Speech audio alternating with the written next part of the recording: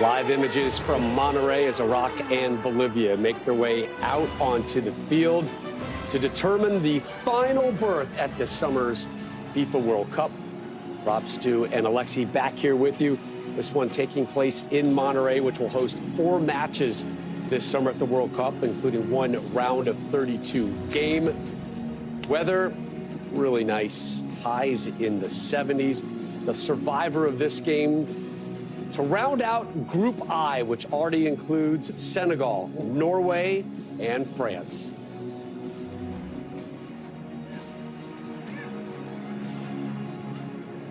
Please rise if you are able for the national anthem of Iraq. Favor de ponerse de pie para escuchar el himno nacional de Irak.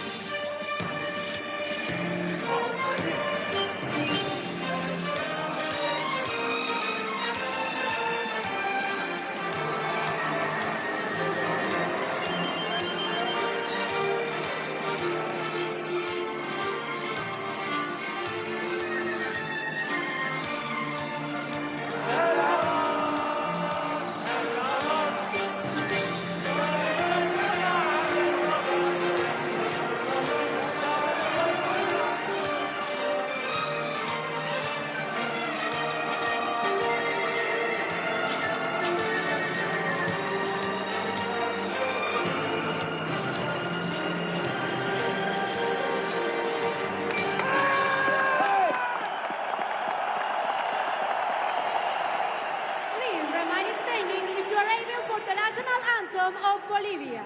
Favor de continuar de pie para escuchar el himno nacional de Bolivia.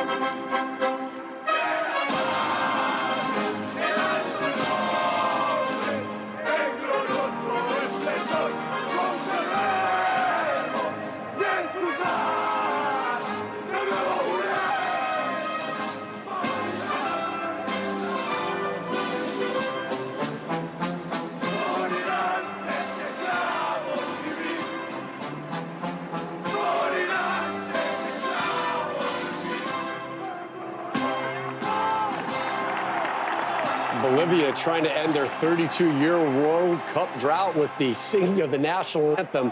Passionate for sure. Kickoff coming up next here on FS1.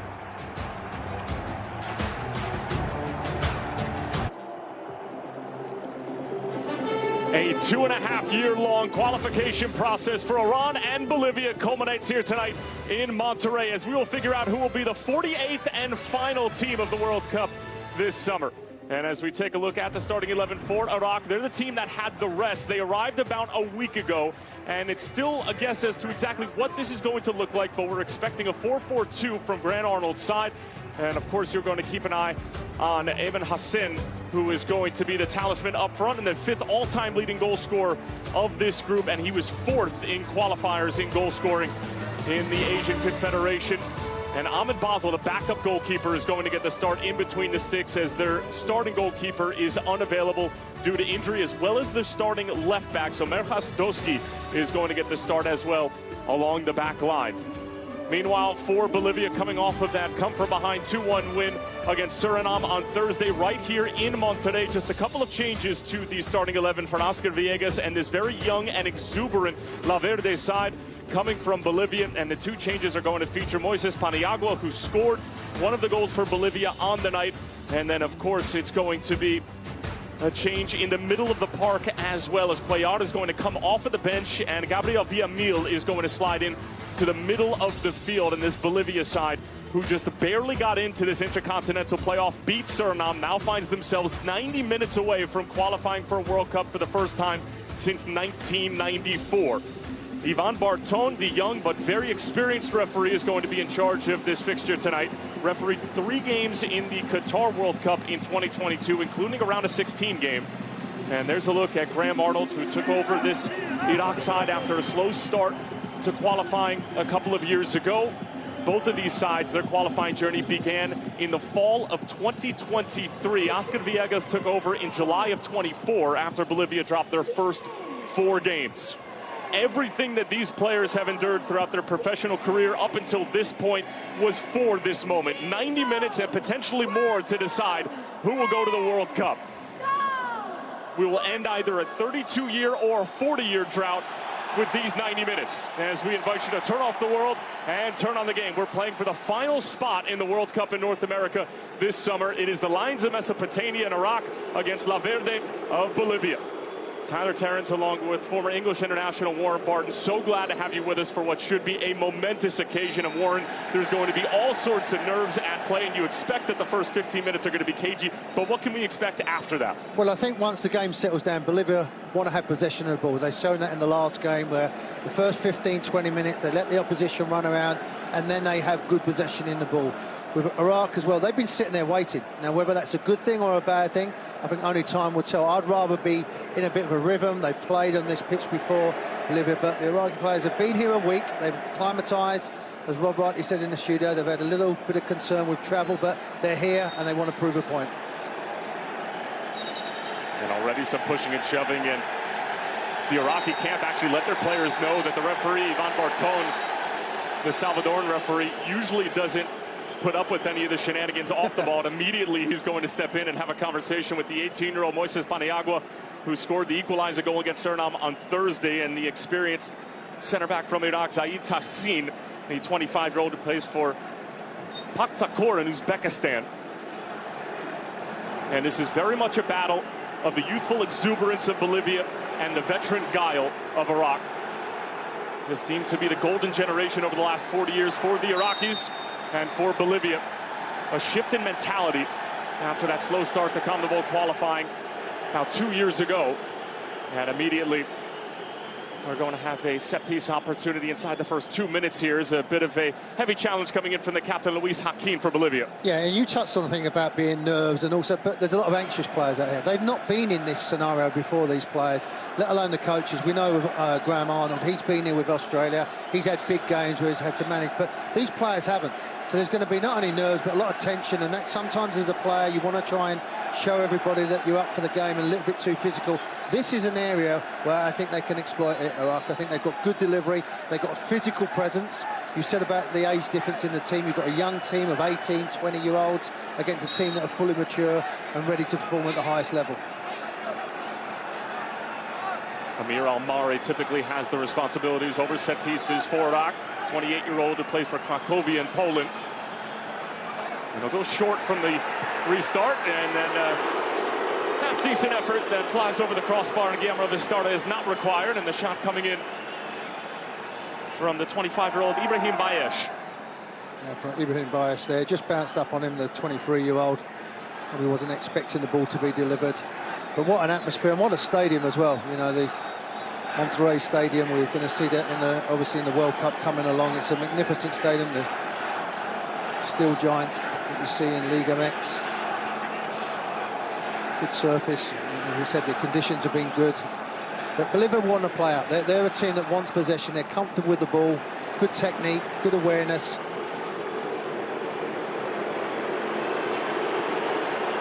Here's Miguelito Terceros. He's a young superstar coming out of the Santos Academy, and He's made several appearances with the first team. Of course, Santos producing some of the world's most iconic names, including Pele, as well as Neymar. It won't be too long before teams in Europe will be looking, if they are already. Took his penalty very well. He's only 20 years of age and put that penalty away with supreme confidence. And he's allowed to float. He won't just stay isolated on that right-hand side. He'll go into different areas. There's a little bit of a tester from midfield for the backup goalkeeper, Ahmed Basel, 29-year-old originally from Baghdad, and Ramiro Vaca providing that test from about 45, 50 yards out. I think that's very optimistic. I know he's the backup goalkeeper, but he's experienced. Bit of a half-hearted clearance from Diego Medina at the right-back position for Bolivia, and Luis Joaquin will try to settle things down. Yeah, they've settled into the game better, Bolivia. They've got the shape that they have. They keep the ball nice and neat and tidy, got good width, and they love to push their fullbacks on. Here's Ramiro Vaca sending the left-back Roberto Fernandez on his way, and he's able to earn the first corner of the evening. Yeah, well played. The best you could do there is try and get a corner. He was stretching for the ball, the good movement they had. Third man running from midfield, stretching the back line. And when I've seen Iraq play, their back line get caught wanted. They're not particularly a disciplined back line, so you can get little gaps, you can run in behind. And we've already seen with their delivery, they'll be looking to put this right on top of the backup goalkeeper and test him. And it's Ramiro Vaca who plays for Wydad Casablanca in Morocco, who's standing over the corner.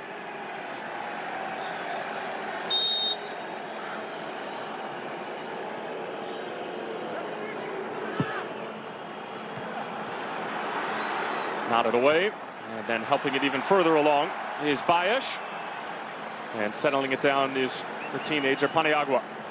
Oh, well played again. You know, they look very composed on the ball. They're the more accomplished team.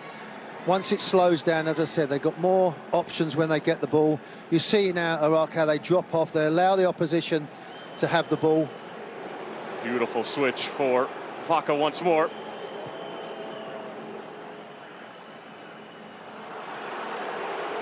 And an uncharacteristic mistake, and perhaps some of those nerves getting the better of Roberto Fernandez, a 26-year-old who plays in the Russian Premier League. But you see how they interchange, you know, they don't just stay wide. You've got the number 10 who was playing predominantly in the hole. He'll drift out wide to that left-hand side. So as a back four for Iraq, they've got to communicate. You've got to make sure that you do pick up Fernandez. If Medina pushes on, you've got to make sure that you're the one picking him up. They're quite rigid in the way that they play. Ivan Barton having none of that contact and motioning for the Bolivian attacker to get to his feet, as Bayesh trying to get around Diego Medina, who's got a terrific motor, and he was one of the bright spots for Bolivia in that win over Suriname on Thursday, and he's able to win the free kick. Yeah, you said that number of times with Medina. You and Moadu was doing the call, and numerous times you see him, and he's got that energy as a fullback, and that's the position I played. Obviously, he had no fear going forward. He's not worried about who he's marking. He's actually saying to his wide player, you come and mark me.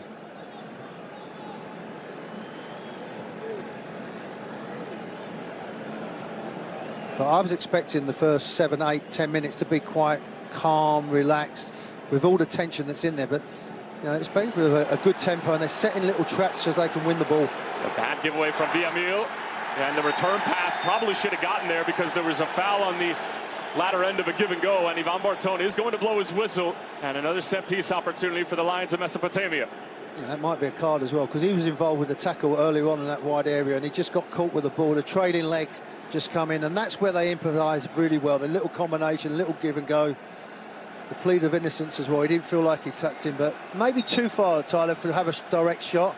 Maybe this is something that they might have to work off the training ground, because sometimes it's difficult because it's directly in the middle of the pitch. If you're out to the right or left, you can maybe put a curling ball in, but you never know with the modern game, the ball, and test the keeper. You know, they're going to be nervous. He hasn't had too many opportunities to test himself at the moment.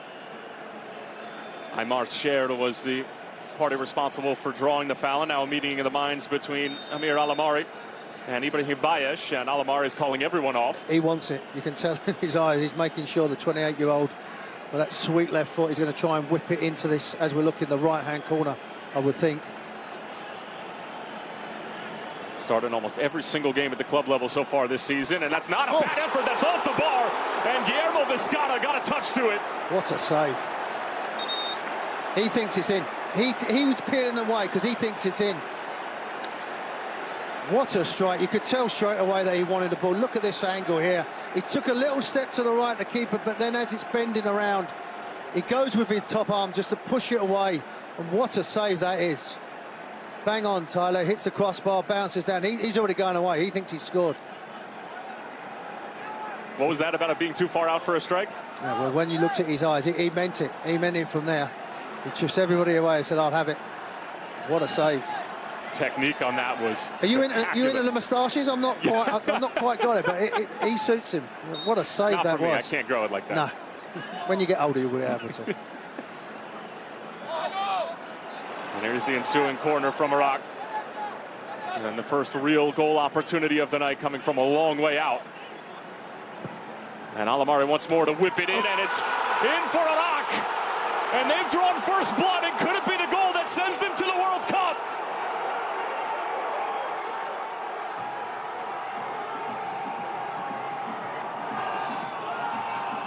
It's Ali Al-Hamadi.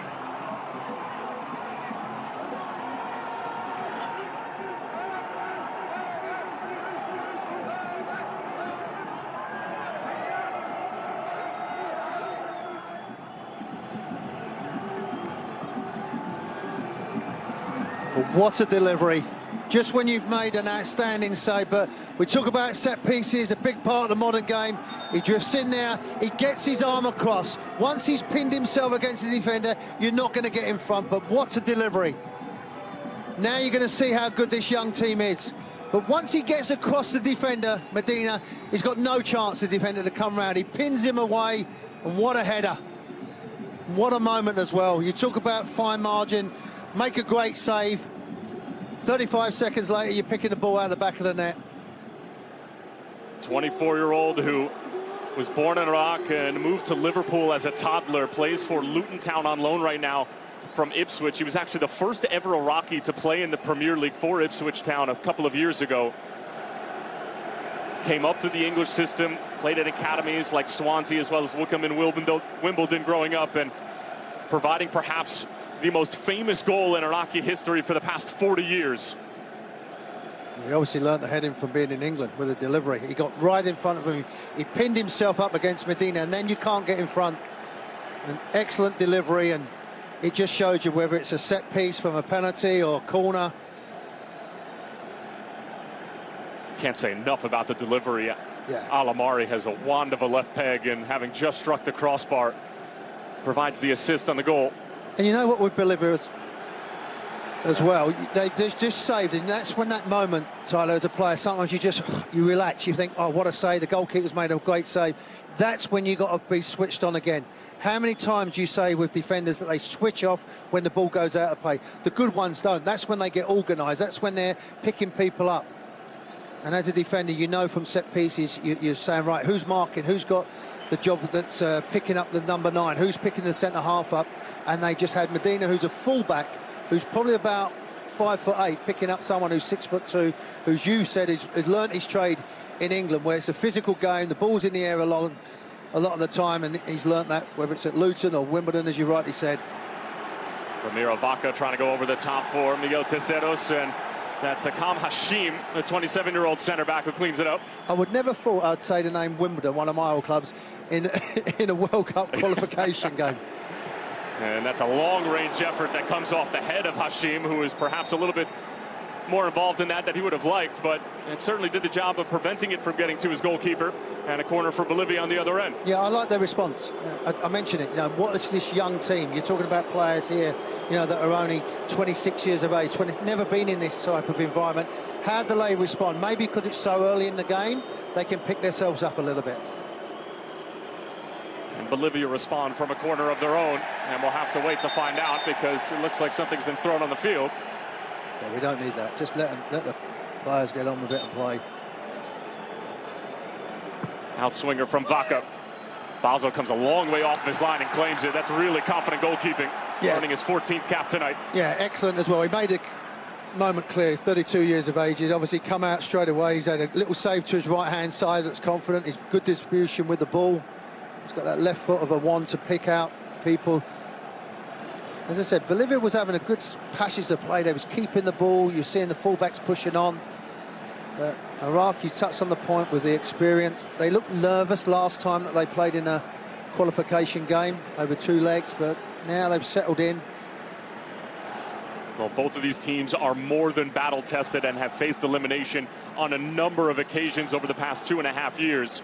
Bolivia had to get that 1-0 result against Brazil, the first time that they had beaten Brazil since 2009, just to get to the Intercontinental semifinal against Suriname. They trailed in that game and scored 2 goals in a matter of 8 minutes in the second half to get to this point, a winner-take-all 90 minutes to see who goes to the World Cup. And the same could be said for Iraq and then some as far as the adversity that they've faced. As Terceros, some terrific feet, drawing so much attention and somehow hanging on to the ball. Yeah, but look how they're doubling up on him as well. They know he's predominantly left-footed, so they're showing him inside. That's where the traffic is. But you're right, he's starting to pick up the ball now, starting to dictate, but there's no coincidence. They swarm around him. They're actually saying, you can give it to Fernandez. We'll deal with you. As long as you don't have the ball, let it go to someone else. It's been a good response, and they conceded that goal from a set piece. Good patience on the ball. Hakeem in towards Terceros, and the Santos man couldn't quite corral it, and it's out of play for a goal kick. Well, there was so much talk about this Iraqi side and all the logistical headaches that they had to endure with the conflict of the region. There was potentially going to be a 25-hour bus ride they were going to have to take from Baghdad to Istanbul just so they could get to a city where they could fly out and get to Monterrey, Mexico. And Graham Arnold, the head coach, along with the Iraqi Federation, was protesting to see if they could potentially have these games played a week or 2 before the World Cup actually kicked off. Those were rebuffed, and they eventually came up with a game plan to be able to get them to fly out of Amman, Jordan, and they had some visas expedited just to be able to get more than half of the roster to Mexico to participate in this one game. As that's taken away by the pesky left back, Doski, and then he wins a free kick. That'll be a good battle, because I've said about Medina, and you said last time in the game how he pushed it on. But there's the ball played in. This is from the camera angle from the referee. See there how he gets his body in front of the defender. Once he gets goal side, I just know as a defender, I've got no chance, unless I foul him, unless I bring him down and run the risk of being sent off. But once he'd made his run and he'd put his arm across me, I've got no chance of getting the ball.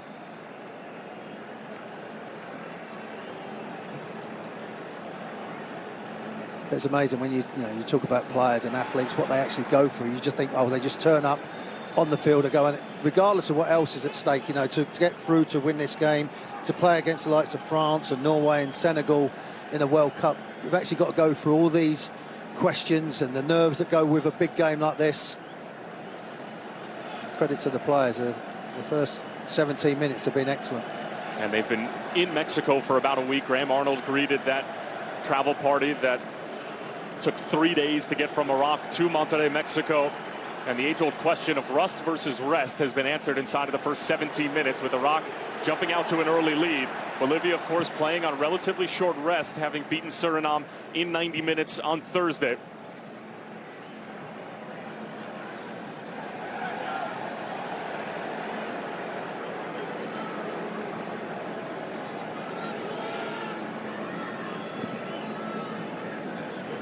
Again, the winner of this game will head into Group I, and you get the luxury of taking on France, Norway, and Senegal, which I think we can confidently say, Warren, is at least one of the groups of death in this World Cup this summer. I mean, it's amazing, Tyler, that we're talking about this is the last space. It's come along so quick.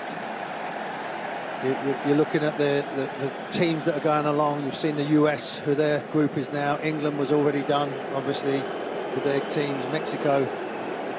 It's here, it's now, it's coming. It wasn't exciting a few weeks ago. You're starting to get that feeling now of who you're playing, where they are, who you're up against, what's the matchup, which big players are going to be playing against each other. But you're right, Norway, Senegal, I think will have a good tournament. I think they're an excellent team. And strangely enough for Bolivia, France, should they be able to turn France this around? Not bad either. Well, I was about to say you're leaving one out, well, but I guess that was the obvious one. Obvious, yeah. I'm looking at Spain, France.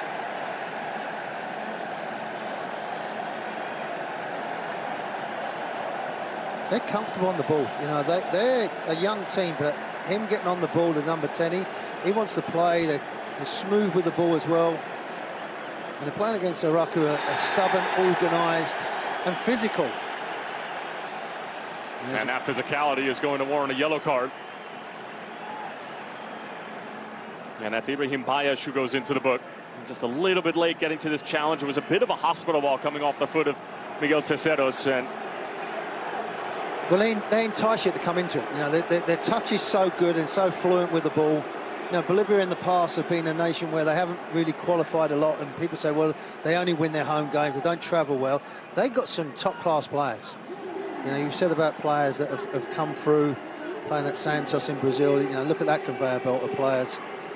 And there he is there, the superstar, the young kid. It won't be too long before we start seeing him in the Champions League playing for one of the big European teams.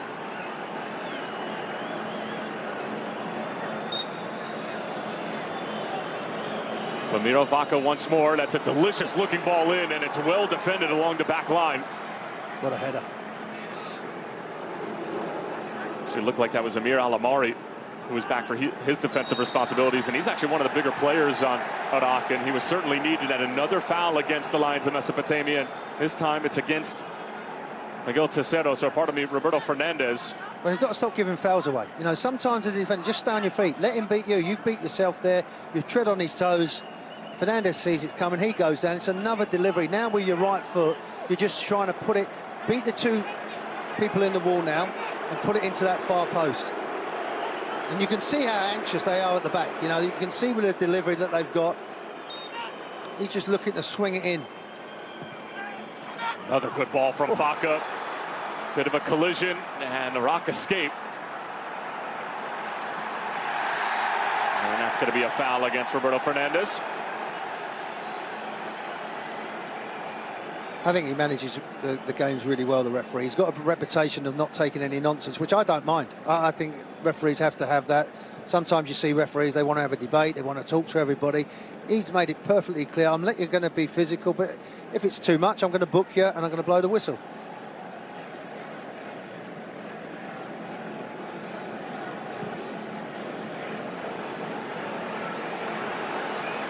Chested down by the goal scorer, Ali Al-Hamadi. And eventually Bolivia able to clear their lines.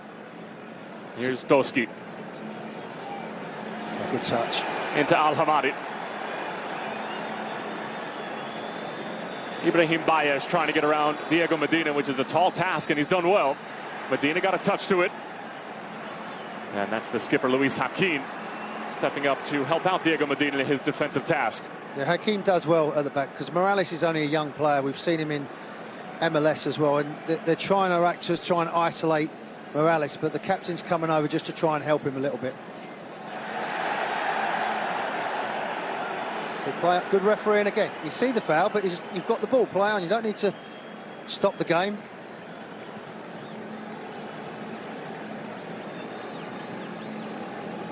I think what Bolivia are saying now to Iraq is, you have the ball. Let's see you open up a little bit. You can have some possession, and we might play a little bit on the counter-attack. Rather than us having possession, you getting set, you just trying to see the game out. I mean, we see it today with Italy. You know, they get the early goal, and Stu Holden was absolutely right as well. I don't know why they sat back. They started inviting pressure on. They get a player sent off. They still keep the same system, and then at the wide areas, they're getting picked off all the time, and now they're out for their third World Cup. So, you know, in the game, there's certain moments that you feel, I've got the upper hand, I'm going to go forward, I'm going to assert myself on the opposition and try and win the game. They get a second goal, Italy, they might be getting booked up for the World Cup. Instead, they're booking for their holidays. Al-Hamari drawing the foul, and Bolivia struggling to deal with that hold-up play. Pardon me, that was Ayman Hassan. And we are going to have our first hydration break in the first half here, and we're going to head back to Rob, Lexi, and Stu in the studio.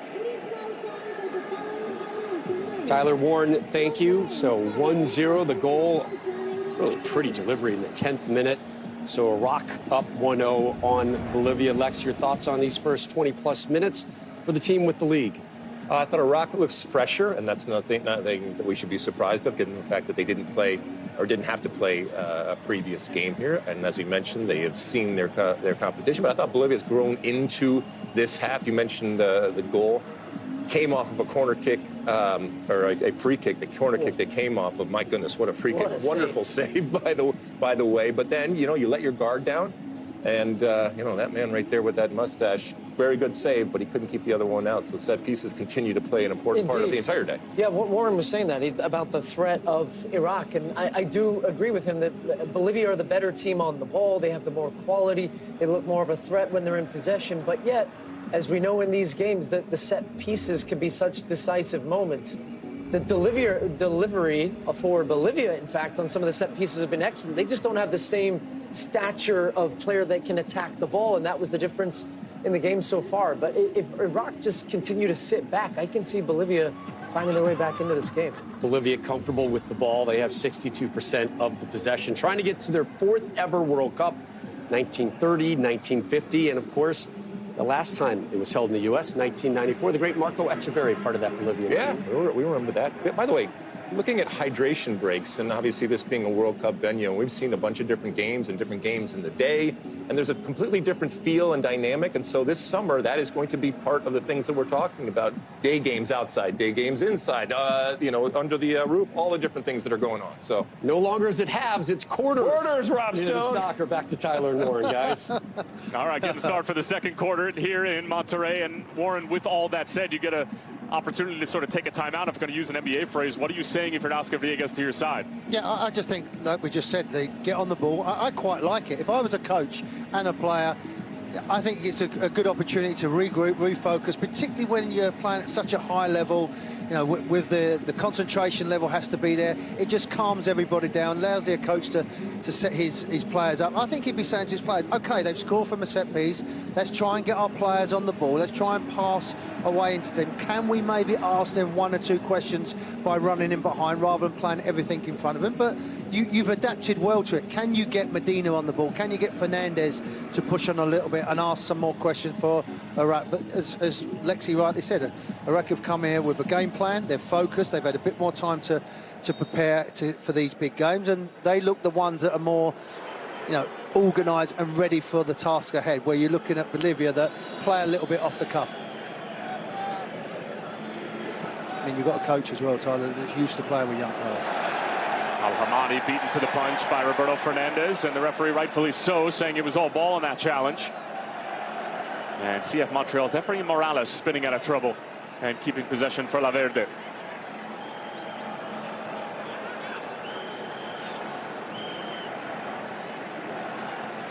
Tercero's dropping extremely deep to come and receive the ball. Yeah, and see how close they get to him as well. They're not allowing him to turn around because they know he's the threat, and it doesn't take a scientist to work that out, but you don't allow him to have the ball. And if he's 50, 60 yards away from the goal, that's fantastic. As a defender, I'm thinking I'm going to get close. If he can feel my breath on the back of his neck, he ain't going to turn. And I'm making sure he knows where I am. He's going to lay the ball off. I've done my job. I haven't got to win it. I haven't got to foul him. I just make sure he knows my presence is right there. Graham Arnold did say coming into this game tonight that he's not going to Mexico to try to lose the game. They are very much going out there trying to win in 90 minutes, and they want to have the mentality of pedal to the metal. And that certainly has been the case, even up a goal, pressing extremely high up the field. But obviously will leave themselves exposed if Bolivia can play out of it like they're doing at this moment. And it's cleared away by Akam Hashim. But look how many shirts you've got back there from Iraq. You've got 7 players that are coming back. They're more than happy as a back 4 and the 2 holding midfield players to come back and screen and do a job. It's the left back, Roberto Fernandez, just trying to clip one in over the top. If Left it a little bit short. If I'm Fernandez, I want to come out there. It's so congested. Come out and make the field bigger.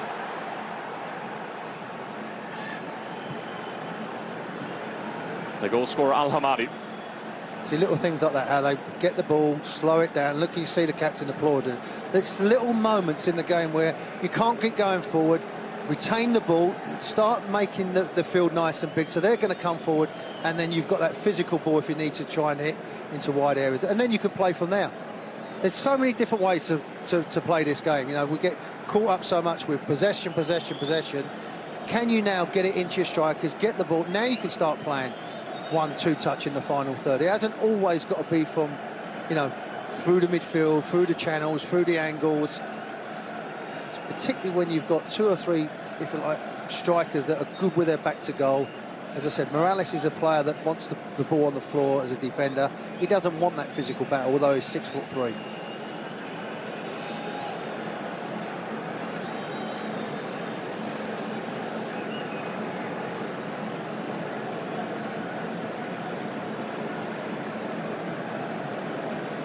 Al-Hamani gets on the better side of Roberto Fernandez. And then that's Ayman Hassan with a rather hopeful ball in and collected by Guillermo Vizcarra, the 33-year-old from Santa Cruz, Bolivia, where most of these players were born and raised, one of the largest or fastest growing cities in the world over the last decade or so, and that has provided a lot of this young Bolivian talent that we've seen, allowing them to play year-round in a climate as opposed to closer to the capital in La Paz, which of course is more than 5,000 feet above sea level. Yeah, I mean, that must have a superb academy, Bolivia. You keep saying with the younger players, they keep bringing through, then they send them on, they move them on to somewhere, and they've got, you know, familiar in the way that they play.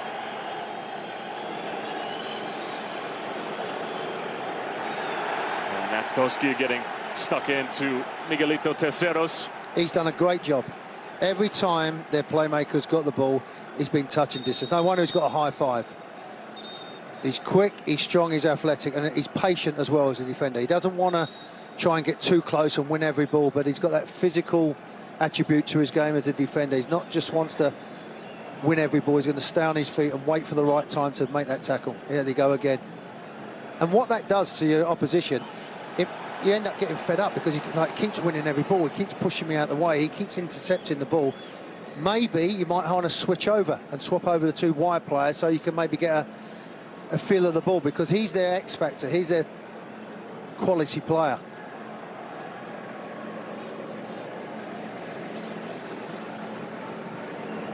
It's Gabriel Villamil who's pulling the strings in the middle of the park, the deepest lying central midfielder for Bolivia tonight. Hector Cuellar started the game against Suriname on Thursday. Villamil gets the nod, although having started as a winger against Suriname in that come from behind victory in the second half.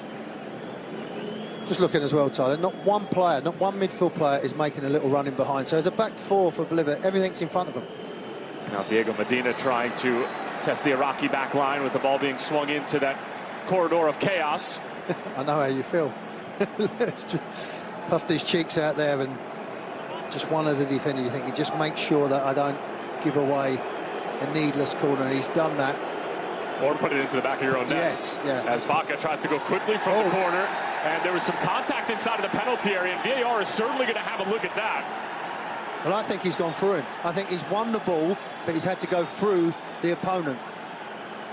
So again, you're right, the referee just slowing it down. You've got a player on the floor, the captain's asking the question, and they're probably looking. And Paniagua now getting into it. Ali Al-Hamadi, who's claiming that the 18-year-old perhaps is engaging in some histrionics. Well, don't get involved.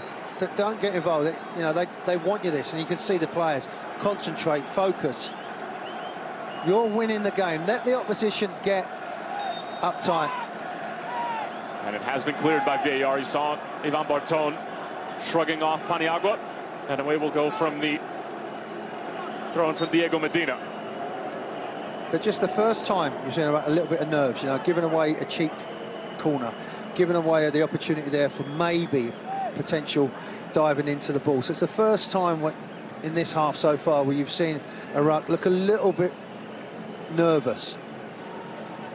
And that's credit to Bolivia, where they keep passing the ball, they keep asking questions. I would like to see maybe a midfield runner just to stretch the back line to create some space in front of their back four.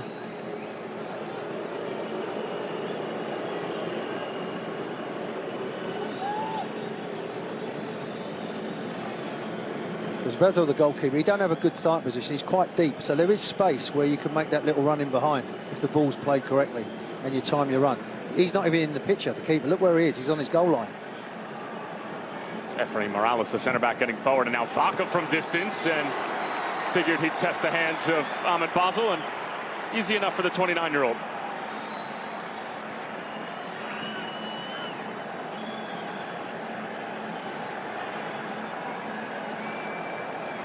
I think one of the things they would have said as well for the Bolivia players, be patient. You know, there is a long, long way to go. Because you're young players, they think that they've got to... There's another free kick given away. They feel like they've got to get into the ball and make everything quick. They've got plenty of time to go. They've got good subs. They showed that last time in their last game. The subs come in, they had an impact. They score a goal, they make the penalty. So they've got players that can change the game. Bolivia, so don't worry about it so far. Just keep doing, keep probing, keep asking questions. Delivery is denied. Only gets as far as the initial defender, Alamari. Out wide for Fernandez. And another hopeful ball, and Bolivia don't really have the answers right now to what Iraq is setting up defensively. And the Lions get a little bit of reprieve from the set piece.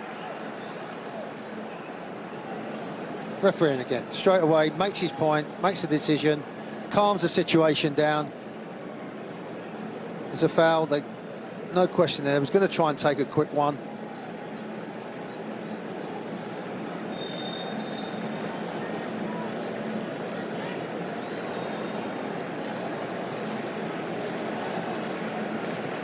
It's a natural thing, though, Tyler, with Iraq. If they're sitting back a little bit, inviting pressure, I think that's a dangerous game because you're allowing Bolivia players to start feeling the game, feeling more confident. I think they're a little bit better on the front foot. And here they are on the front foot as Al-Hamadi got tangled up for a moment. Now Efraim Morales, the Decatur, Georgia native, shepherds him out of play and a goal kick. Get on the weights. Well done, the young man. Played a lot for Atlanta too. That's the opportunity there with Atlanta, and good strength. Got his body in there, just put his arm.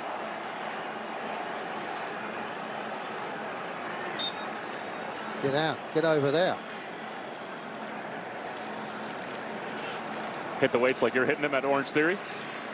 Not quite as much, you know. Still need to stay just limber, doing a lot of core work at the moment. There you go, yeah. Getting ready for the summer. Getting in the splat zone. Now go at it. You know, it's 1 against 1. The first time you've got that space. Terceros putting on the afterburners, but a heavy, uncharacteristic touch from the star boy. But I'm okay with that. I'm okay with letting him lose the ball. I don't mind that. You know, he sensed the situation where he's one-on-one. Okay, his third touch was a bit heavy, but there was no... That's the first time they haven't doubled up on him. So I want him to get the ball. I want him to take the full back on.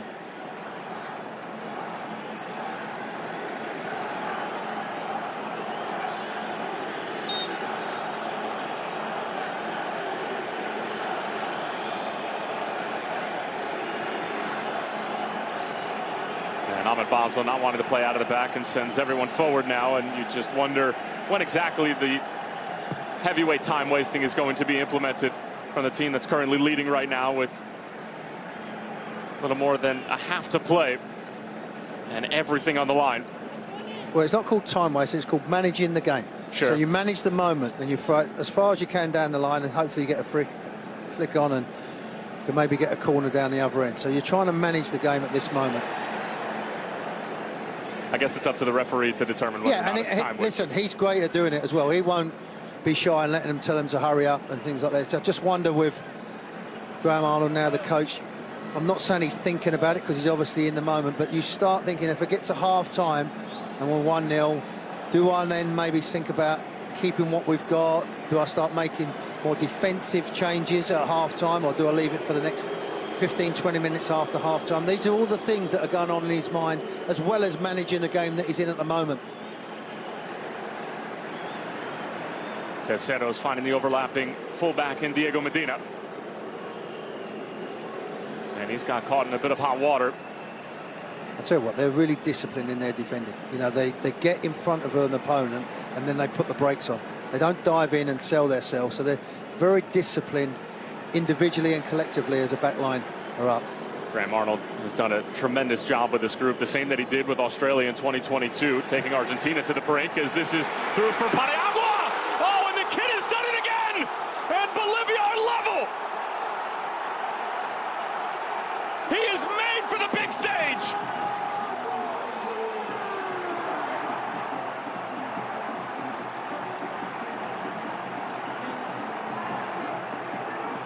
Sometimes in the game, Tyler, you need a little bit of luck and a little bounce, a little ricochet. But this kid can produce.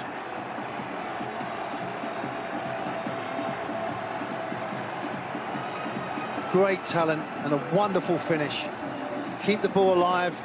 They get a little bit fortunate. It bounces around, clearly onside as it comes along. But what about that for composure? His touch sets him up.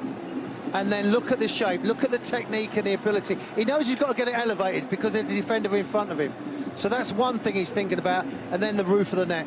Here's another angle, sets it up, defender's coming in. I'm just going to shape it and pass it into the roof of the net.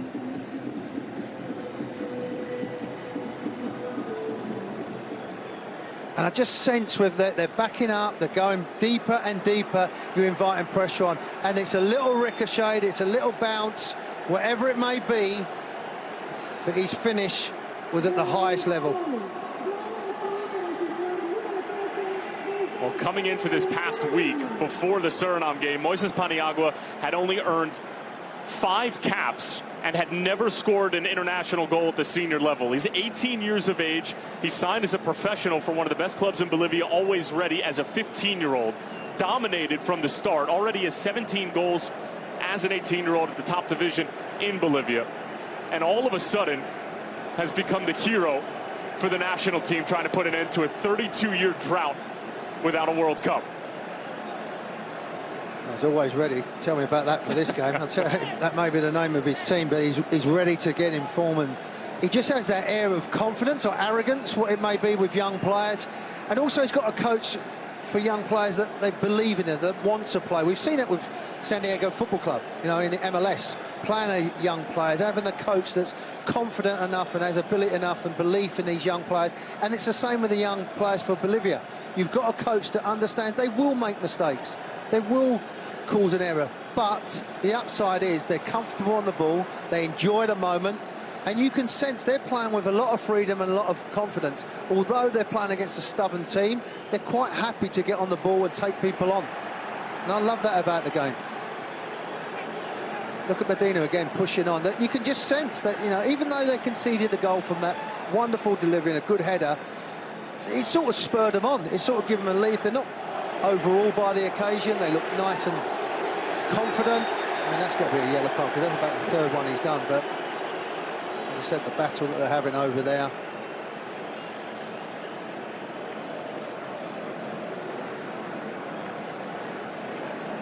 It's Terceros again, engaged in a good battle with Merhasdoski. And another set-piece opportunity for La Verde, who are wanting more before the end of the first half. The comeback kids trying to do it again. Turned around a 1-goal deficit in a matter of 8 minutes on Thursday right here at Monterrey Stadium. I mean, I asked the question, what are they made of? And they've just showed you what they're made of. They've got... This ball overcooked and over everyone and everything, and how to play for a goal kick. And at the moment, you say with Iraq how they are, they're the ones that need to... There's the little ricochet, the angle again from the referee's view of what he's had, how it happened so quickly. I love that. I think it's a great part of the game. You're seeing players up close, you're seeing the players' movement, how quick they are, and how quick he adjusted with his touch, how it comes to him. And then he knows, as I said, someone's coming in to slide. He knows he's got to elevate the shot to beat the defender, and Rezo in goal, the goalkeeper's got no chance. Here comes Iraq through Doski. I think a little bit with Iraq. They got the goal and they wasn't sure whether they're not a team actually that want to keep going forward. They're a team that will press or counter-attacking, but they got the goal and they sort of, okay, do we try and grind this out? And again, going back to the game earlier with Italy, they did the same thing. They got a goal and you thought you had them. You had the opposition. If you get the second one, this is game over. But you tend to sit back and invite that, and that gives the opposition a bit of confidence. And now you're seeing players push forward, playing with energy, playing with freedom. They're picking up the second ball. He'll have a shot from here. Vaca will try again. It takes another deflection, shouts for a handball, and it's going to be granted. And another free kick for Bolivia. And they are really knocking on the door. And this one is not too far out. Like I said with the other one. See, I've learnt my lesson. I leave this option open. That's what they said about you. They said you're a quick read. I'm an easy read, don't worry. I'm not a complicated person. But it just shows you, again, the confidence. Handball as he comes flying in. They're getting desperate at the moment. All right, they're a little bit shocked with conceding the goal. Can't really get any of their rhythm. They haven't really passed the ball extremely well.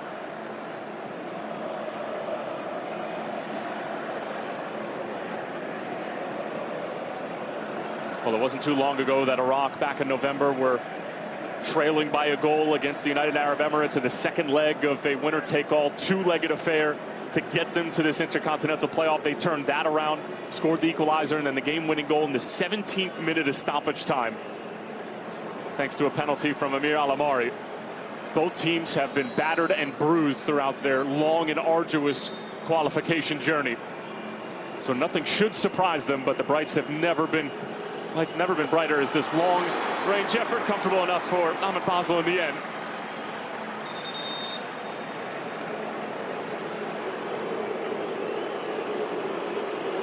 And Basel feeling something in the back of his left leg, and if he weren't able to continue, which is obviously a stretch from what we're seeing right now, they would have to go to their third-string goalkeeper, Iraq. Wow.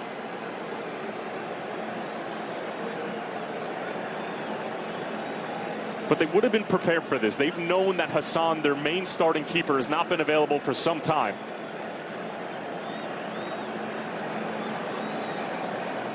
And that's Fahad Talib,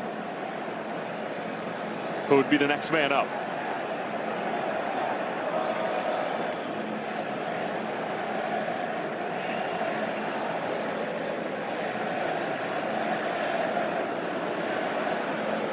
Basel has AFC Champions League experience with Al Shorta, one of the most successful Iraqi clubs in the Iraqi Stars League. He's a 5-time league champion, making his 14th cap tonight, as the fourth official indicating 5 minutes of stoppage time at the minimum, but we'll obviously see when exactly we kick off those 5 minutes. It looks like as he just goes across, and just as he puts his leg down there, you can see him gwinch straight away. I'm not a trainer to go in there, but you can tell once he took the second or third step, he just maybe felt a little bit of tightness. We must say as well, with the fans that have turned up for the stadiums that we've seen in these playoff games, qualification games, have been excellent. Great venues that we're going to see in the World Cup, just over 70 days away. Even in some of the friendlies that we've covered here on FS1, the support has been tremendous. 72 days away, and the buzz is very real across the globe.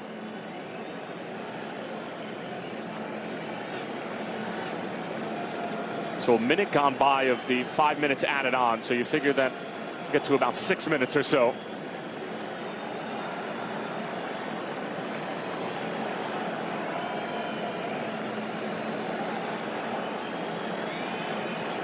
Ali Al-Hamani in the 10th minute, and Moises Paniagua in the 38th minute. Those are the two goal scorers, as we're all square again.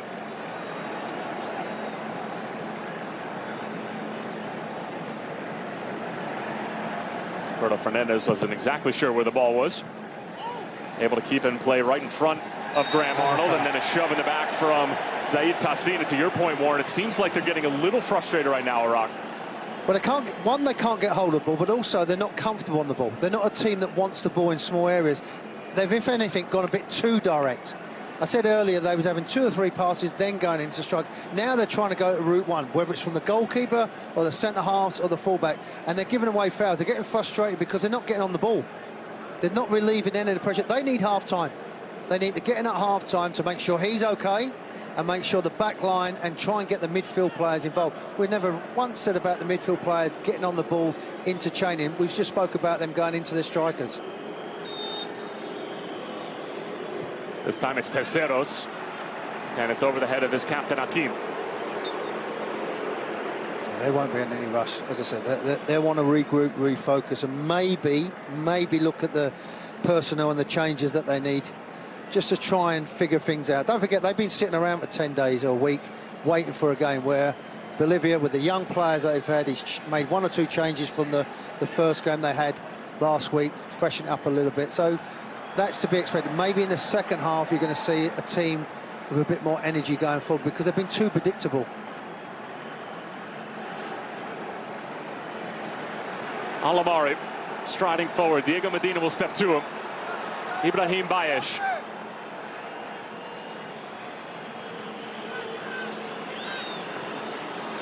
And that's relatively slow from Aymar Cher. He's been pretty quiet so far in the opening 45 minutes, and Terceros with a clever first touch around Doski. And he's able to win the free kick. He's just a step ahead of everyone. Yeah, sooner or later he's got to get a yellow card. I'm complimenting how he defends, but just lately he's just lost it. Since he got nutmegged earlier on, he's trying to be too physical. I mean, that's got to be a yellow card. He comes across and blocks him off. Because that would be a concern. If he gets booked and now you're playing against another player, I just keep getting it out to that right-hand side. Give him the ball again, let him run on him. Because the next one he will end up in the book. Give it to your wide player. Give it to him. Just keep it simple. Instead, it's a little clever ball in for Ramiro Vaca. Now it goes out wide for Terceros. He'll take you on. Sizing up Bayesh. Has room to deliver. Thinks better of it. Robson Mateus will keep it moving. Now Medina will hook it in, and Fernandez was late arriving, didn't get to it, and Bolivia want a foul against Roberto Fernandez. Probably not going to get it, as it seemed to be just a 50-50 collision. Although Paniagua is claiming that he came in with the elbow, the captain, Ayman Hassan.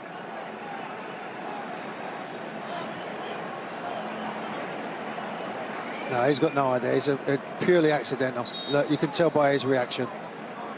I've been in the game long enough to know where it was meant. But I'll tell you what I can see is that Bolivia now can sense that they're on the ropes, can sense they want the ball. You can just feel it in the air. There's a lot of confidence.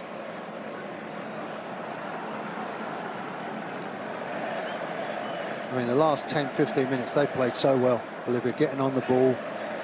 You know, whether it's been the fullbacks pushing on, whether it's been the interchange that they've had in midfield, they've dominated the game. And you looked at Iraq, they've only just had over 100 passes of the ball. There's the first one. Wonderful delivery, good header, good hold-up play. And this one is well improvised as well. The little touch, the composure from, what did you say, 18 years of age? Wow, I can't remember that far back, but what a finish. That was my next question. What were you doing at 18 years old? It was fun. Whatever I was doing, it was fun. I have no doubts. Yes. It's not for your ears. But set piece just before. In swinger from Vaca. Basel stays home. Paniagua thought about it. Terceros looking for someone to combine with. Drawing two Iraqi defenders, stands up a decent cross that forces the save out of Ahmed Basel. That was the dreaded cross that turns into a shot for the goalkeeper, and he did well in the end. He just oozes class. Whether it's left foot, right foot, he gets it on there. He's willing to take people on, a little skipper, and maybe just looking to dink it to the far post, but he makes Basel and goal stretch and asking another question with a set piece. Another corner for La Verde. Basel comes off of his line, and it's won by Bolivia. And that could have very well ended up in the back of the net for the captain, Luis Hakim. And that's going to do it for the first half here from Monterrey. Drama, to say the least. Iraq open up the scoring in the 10th minute. Bolivia answer in the 38th through their 18-year-old Paniagua. We're headed back to the studio in just a moment. This planet has ever seen. Tyler Terrence along with former English international Warren Barton, and we have 45 more minutes between Bolivia and Iraq, a 2.5-year-long qualification journey that has 45 minutes left in it, potentially more with either extra time or maybe even penalties looming beyond that as Ivan Barton gets ready for the second half. Warren, coming into these second 45 minutes, Bolivia had all the momentum, and Iraq, as you wisely pointed out, about midway through the first half, were on their heels and invited all that pressure. Yeah, and I think half-time came for the right time for Iraq just to regroup.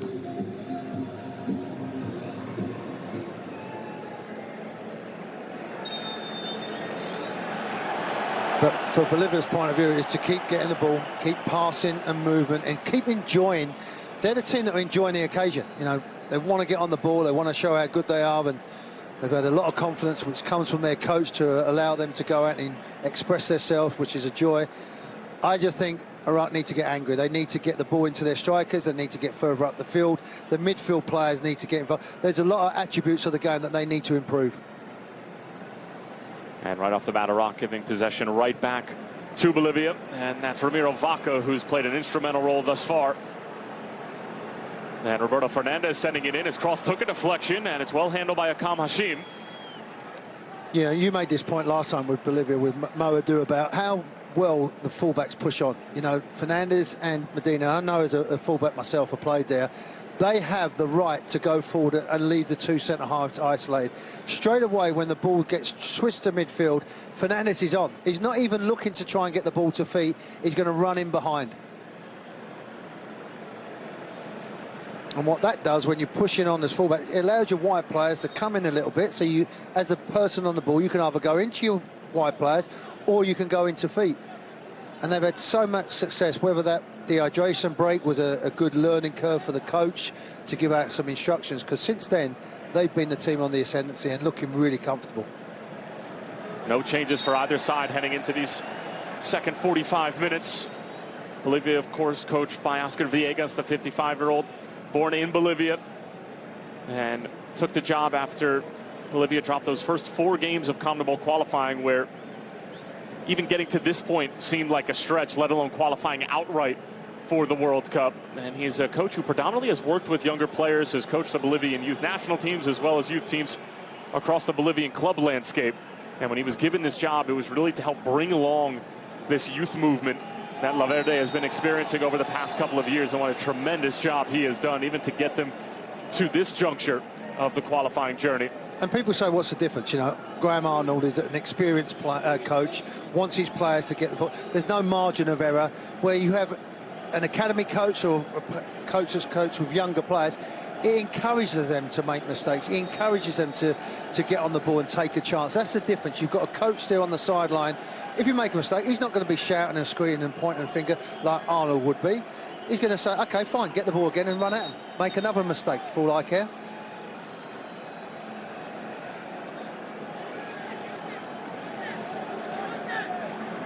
But this is, as Stu rightly said, one area where they can get a bit of joy, Iraq, because he would have worked on set pieces. That's how they got the goal. Alamari already with an assist tonight, batted away by Guillermo Vizcarra.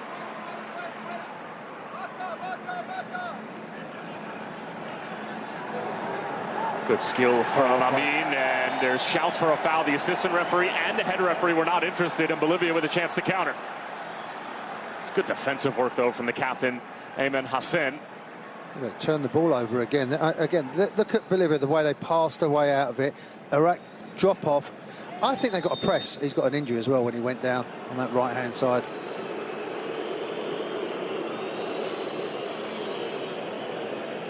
That's the universal saying, I've pulled my hamstring. You know that sign? Yep. And Yusuf Amin, the 22-year-old, born in Essen, Germany, plays for AEK Larnaca in Cyprus. Actually came up to the Victoria Cologne Academy and then eventually spent some time with Feyenoord, Eintracht Braunschweig, and earning his 25th cap tonight. Now this is where he's leaning in and just loses his footing a little bit. Good defensive there by Fernandez. He doesn't go for the ball, he just allows him to slide on the surface, and whether that was the instance where he felt a little bit of tightness in his muscle.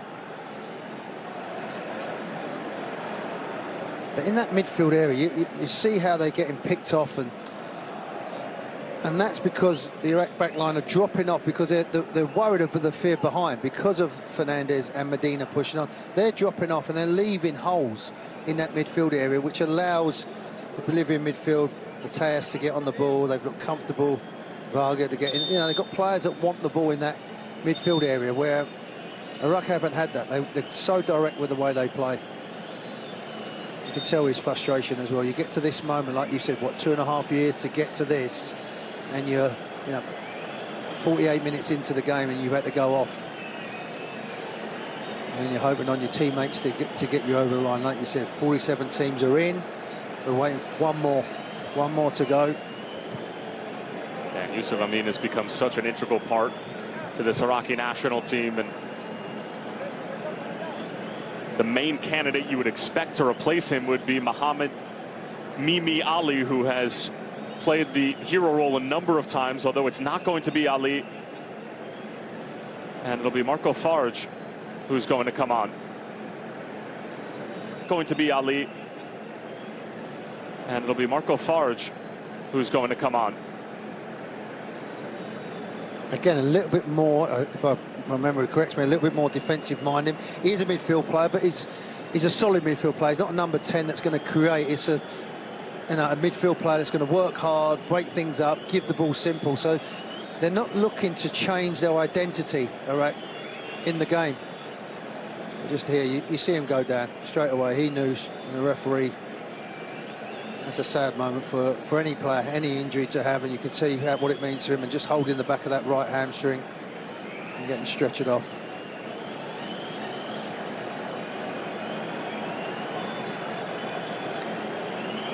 Well, we wish him well. We've seen some injuries, that's, whether it's been in friendly games or in these qualification games as well. So Amin's night is done, and that means the Venezia man, Marco Farge, will come on, 22 years old, born in Grimstad, Norway, and moved to Venezia in Italy this past January. Has not appeared for the first team just yet.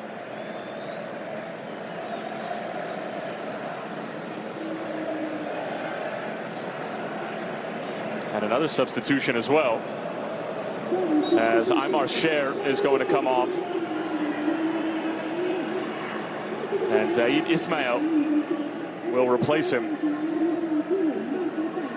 So 2 substitutions already used by Graham Arnold in one window that he probably wasn't expecting to use this early.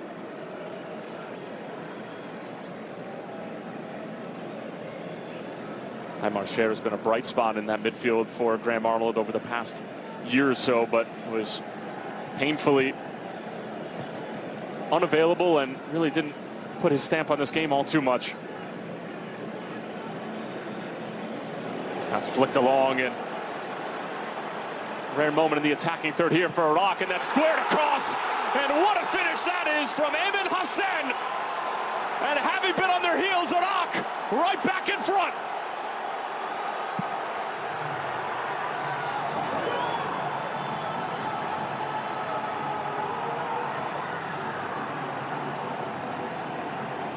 Well, it's Route 1 football, soccer.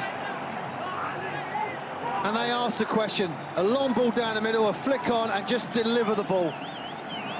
The anticipation, watch his movement when he tucks it away. They've had that break now with the player being injured. Route 1, he flicks it on. Watch his movement now, how he spins off the shoulder. He's waiting. As it's been flicked in, he anticipates where the ball's coming in, gets in front, and side foots it into the back of the net. The sub just comes on, a little flick, and he just runs off the shoulder of a defender. Delivery, what a finish that is as well. Gets in front of Morales. But he wins the first header and then doesn't wait, doesn't think about, well, I've done my job. He gets in there for the second ball.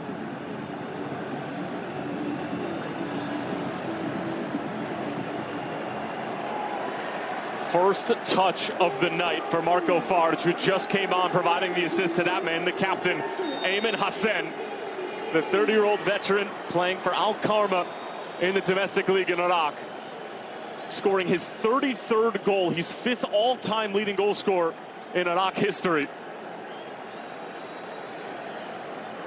And there was a question of whether or not he was even going to be fit enough to be able to play in this game. He only came back a couple of weeks ago, regaining match fitness. But he re-emerged in the starting 11 for his club with vengeance, scoring 3 goals and an assist in the past 4 games. And scoring for his country on the biggest stage. And here comes Iraq wanting more, as that's blocked before it could get to Guillermo Vizcarra. Now the alarm bells are starting to sound for Bolivia. The thing is, Iraq has lifted the tempo. They went direct, they went to what they know. As I said, we're trying to say about passing the ball in the field. If they can't do it, go into the striker. Let him win the first ball. It's when they sit back and start inviting the pressure on. I think they're better when they go on the front foot, when they're putting teams under pressure. You might give it away, but they're good enough and fit enough to come on. But whether they're going to be positive, because you see it happen before, when they got the goal earlier, they started to sit back, started to invite pressure on. I just love the way his movement, the way he got in front of the defender, won the first header, like he's done there. And then he waited for the delivery. He didn't get in there too early. Any young striker looking, he'd not made his run. He waited for the ball, and then he went across the defender.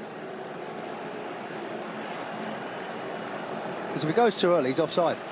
But he waited for the ball to go in there, and then he anticipated. He was 4th in the region, Ayman Hassan, and goal scorer during the qualifying rounds. He's just bending over on the halfway line. Hopefully he's okay, because, like you rightly said, he's been carrying a bit of an injury for a while. So hopefully, just his presence up front has been phenomenal for the goal.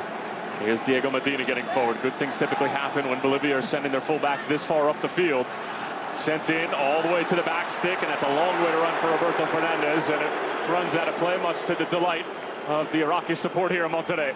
But again, just watch him win the first ball, you know, and then he wins that on. He's onside, as they're showing on. Clearly anticipates the substitution coming on. He's onside.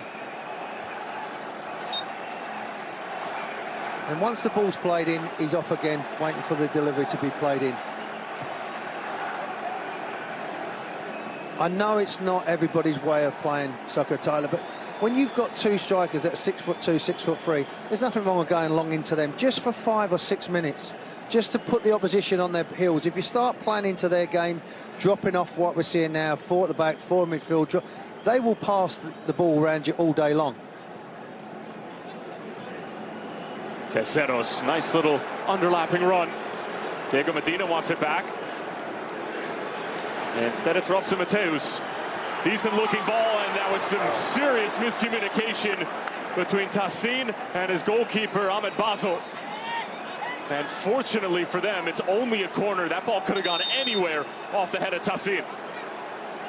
Well, as soon as he's come, the keeper, he's got to win the ball.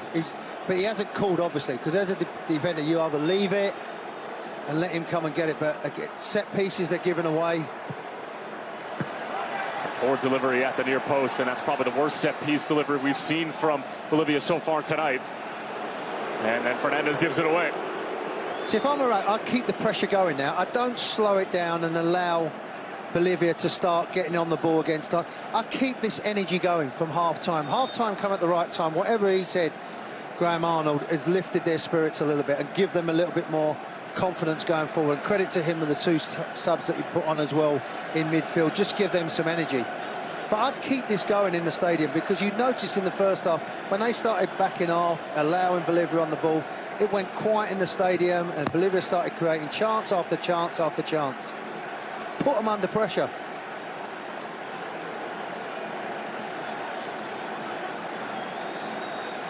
Does Bolivia have another response in them?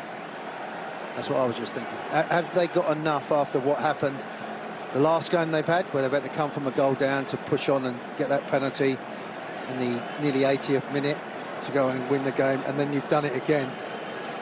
You've got to keep having that character and belief. Medina, a heavy touch that invited Merhasdowski to come in and put in a challenge, and he accepts the invitation willingly. Nigel, I like that little high five afterwards, both of them. It's a fair tackle, hard tackle, but fair. Couldn't see no one rolling around on the floor afterwards. Tackle. Terceros.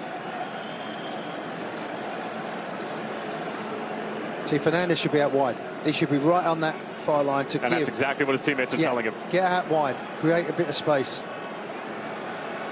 Because you become too predictable down this right-hand side with Medina. Get out there, so when the ball gets transferred from right to left, he should be sprinting out there now. Robson. Terceros. With his dancing shoes on. He's a player. Now needs to get off of it, but instead he's going to win a free kick, and he really got bailed out there by Doski. He was going nowhere, and that's a silly free kick to concede.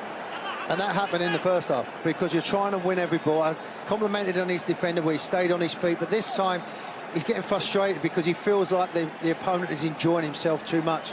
This is tailor-made now for a left-footed player to whip it into that far post. And if someone can get on the end of it, great. If not, it might just go in by itself. Well, it's typically been Ramiro Vaca on top of these set pieces for Bolivia.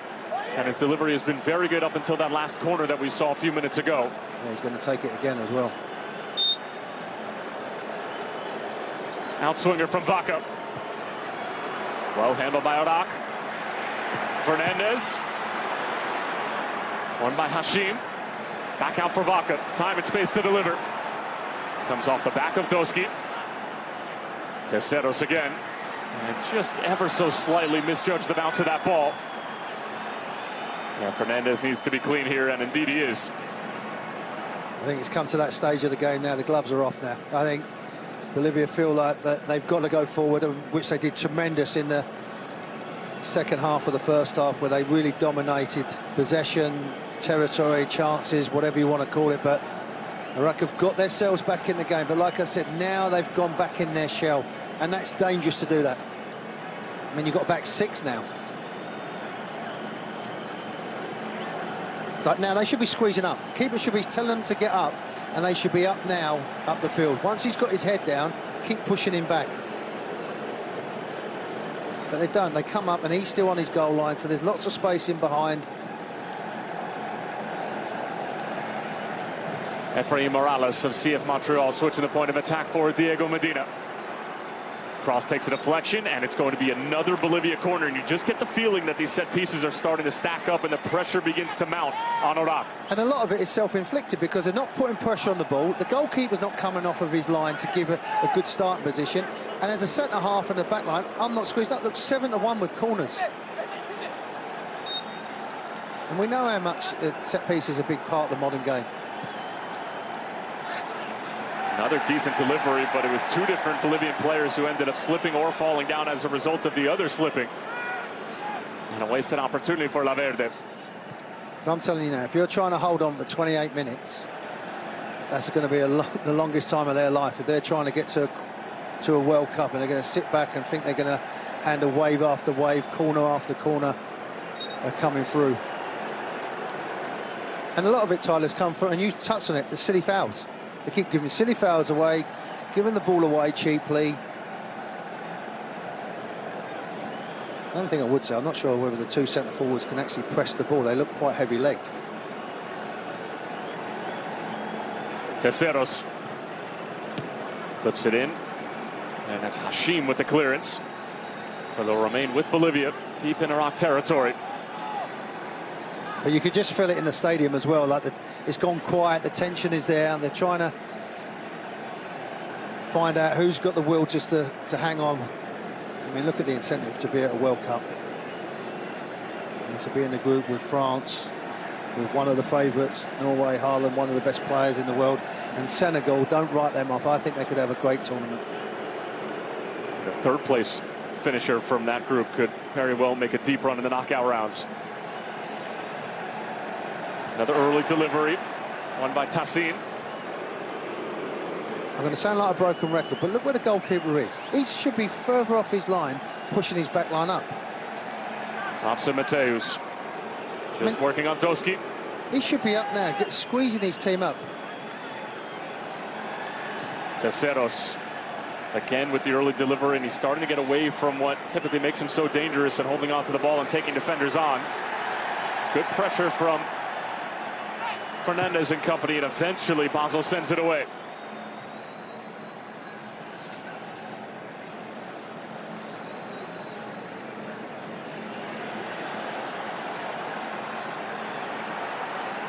Here's the goal scorer, and who has the big moment right now for an entire nation, Ayman Hassan. They looked heavy-legged. You're talking about a team that's had more recovery, more time to get used to it. They're not making runs. I mean, he hasn't moved since. And now there's an injury along the back line for Iraq. And it's a Bolivian player, Diego Medina, who's down, and he was carrying a knock coming into tonight's game following the 2-1 win against Suriname on Thursday. He was a question mark to start as well. I'm not surprised. He'd done 25,000 miles the other night, the way he kept running up and down that sideline. And this might be a good time now for, you can see, Basil's come out of the goal talking to his captain about where they are. And that says it all as well. I think he's just fatigued, you're right, with maybe the little knock that he's got. That's a loss, because him and Fernandez on either side really give him a good outlet, really gives them that option to go. And his 2 substitutes coming on for Graham Arnold as well on the Iraq side. Mimi Ali, 25-year-old from Baghdad, plays with Diba in the United Arab Emirates, 1st division. And it's also going to be Ali Jassim, the 22-year-old. who's playing for Al Najima. He's actually on loan through Como, so he's on the Serie A side's books. But just getting some playing time at a lower level at the moment. And that's the skipper, Ayman Hassan, trying to rally up the crowd and his comrades. And this is the big moment for Iraq if it indeed does stand. Yeah, it's a wonderful finish. He wins the first header, and I'm saying he looked heavy-legged, and you're right, the way he's been carrying an injury. That's a good substitution. Jasmine up front. He's only 22 years of age. He'll run the number 17. He'll run the channels. He'll work hard. There's confirmation of Medina going off. It's the two goal scorers who have been substituted off for Graham Arnold. As Alamadi and Hassan both coming off, Jassim and Ali coming on. And Makazaka also entering the fray and replacing Diego Medina. Makazaka, just 19 years of age, originally born in Madrid, Spain, plays for the Leganes reserve side, and he's been with them since last summer.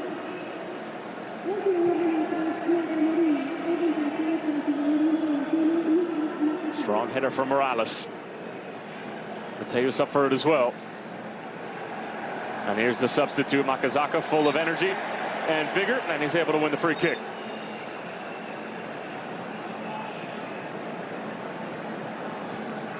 And we are going to have another hydration break in a few minutes in Monterrey once more in this second half before we begin the fourth quarter. And we can expect these hydration breaks all throughout the tournament this summer in North America.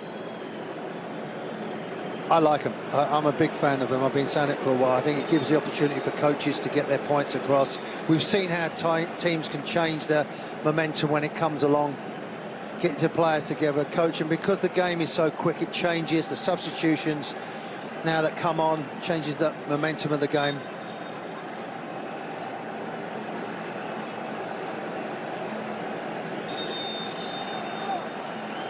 And there is the hydration break. So we'll head back to the studio with Rob Stone and Alexi Lalas.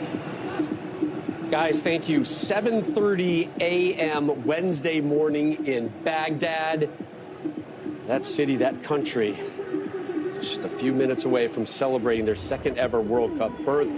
The captain, Ayman Hassan, nicknamed the Hatchet Man, with his 33rd international goal, Lex, to give the Iraqis the 2-1 lead in the 53rd. Wonderful timing on the goal from the Hatchet Man. And, well, breakfast in Baghdad over there when we're looking at this game, but they got to be biting their nails because Iraq, while leading, they're just holding on. And, again, we're seeing elements of that first half creep into this second half. Yeah, tears of joy now, but it's not over yet, my man. It's not over yet. Still got a ways to go here. And from a Bolivian perspective, they're getting lots of love and lots of joy out there on that right-hand side. So just keep feeding it out there because, again, this Iraq team seems to do the hard work, get their just rewards, and then sit back and let this Bolivia team back into the game. But, again, you heard Warren mention it. These quarters, if you will, that we have right now in these hydration breaks give the opportunity for teams, give the opportunity for coaches, unique opportunity relative to the history of the game to make the changes that they need to do and to put that information as we head down the final stretch here towards the 90-minute. Quick look at the stats. Bolivia with the better of the possession, 63%. 4 shots on goal, 9 shot attempts compared to 6 for Iraq. But it's the Iraqis with a 2-1 lead as they try to wrap up their second ever World Cup berth. The only time they've ever played in a World Cup was in Mexico, 1986. Can they get to North America through Mexico, through Bolivia? 70th minute for the call once again. Tyler and Warren. Thank you, gentlemen, as we are just about ready to kick off this fourth quarter in Monterrey. And Warren, the nerves of the players, coaches, supporters, never been stronger, never been higher, as we are going to have another substitution as Ramiro Vaca is going to come off and Fernando Nava is going to come on. That's a surprise because I think he's a little playmaker. Did you say Rob and Lexi had a dehydration break as well? Because they could do with some fluids just to keep them going. It's been a long day at the office for those two, but we love them for it. And it has been quite the day of soccer as we have been sorting through all of these final qualification games. And it comes down to this final 20 minutes in Monterrey to decide who is going to be the 48th and final team to complete the final piece of the puzzle this summer. Iraq, thanks to their captain, Ayman Hassan have the advantage, but Bolivia, no stranger to comebacks. No stranger to comebacks in this building, having done it 4 days ago.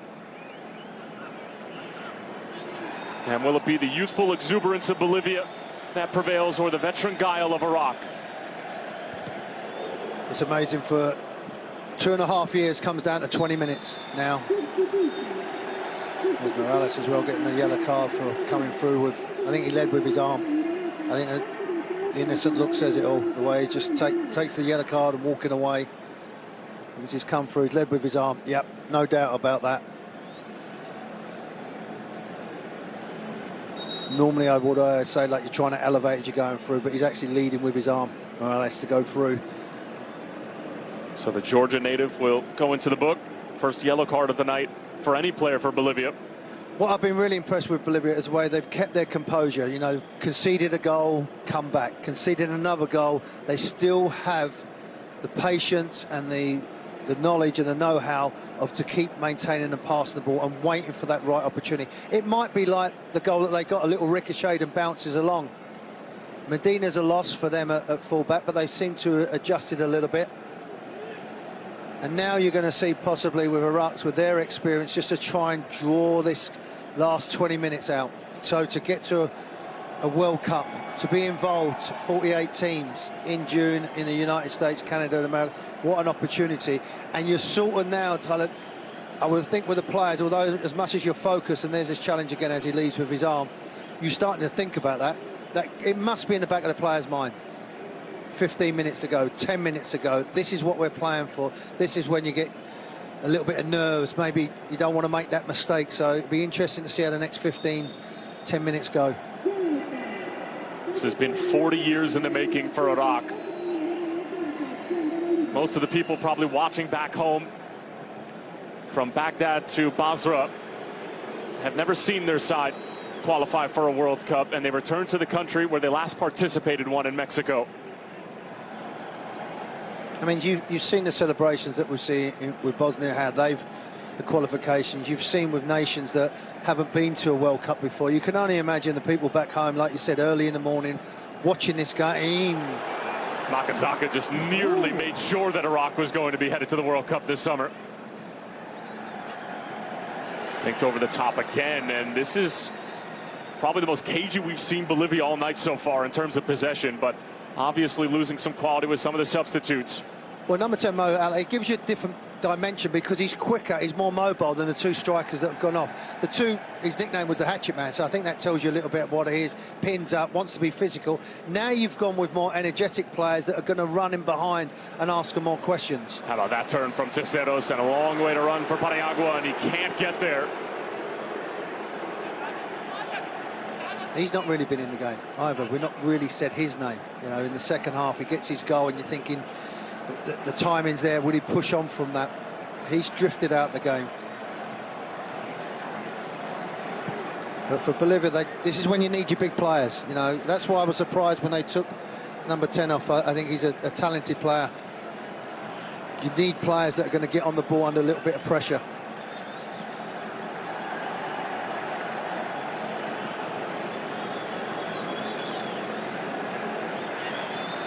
Villamil will wisely reverse it and keep possession for La Verde. Well, look, he's trying to say put pressure on the ball. You see how he's trying to push his back line up, the midfield players, to put some pressure on the ball rather than sitting back. Long-range effort that takes a deflection, and easy enough for Basel.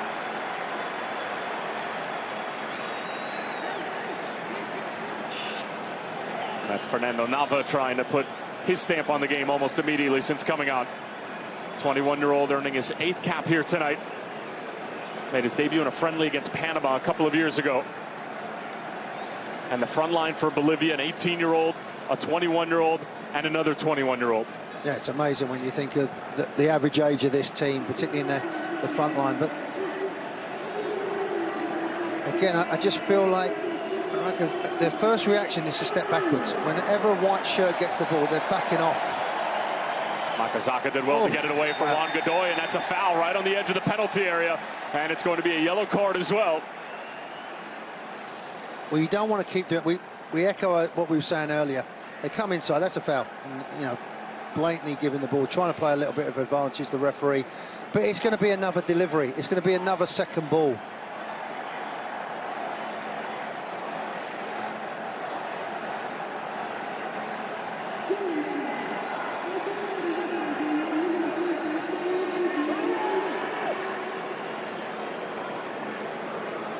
Well, Ramiro Vaca, who's typically the set-piece specialist, has been subbed off. Yeah. So instead it's Robson Mateus. He clips it in. Battle inside the penalty area. Into a dangerous area. Shouts for a potential handball, though it looked like it came off of the knee of Akam Hashim as he was caught in a difficult spot at the near post, and a corner for Bolivia. You could just feel the nerves. I mean, they are panicking now. They're kneeing the ball out. Balls are flying in. Bolivia now, chance after chance. Shanking the ball everywhere. This is going to be the longest 15 minutes of these players' lives to try and hold on. But the reward is so great. Terceros delivers a dangerous ball in. Again, it's Akam Hashim who's there. And while Bolivia are throwing numbers forward, they leave themselves exposed. And Iraq not bashful about trying to find the third and decisive goal. That's what you've got to do. As soon as you get it front free with Iraq, it's to run with the ball. Don't come back and try and draw the game out. Get it up the field as far as you can. Then we can squeeze up. Then we can hold it in the corner a little bit. And maybe we'll get a free kick. Maybe we will get a chance.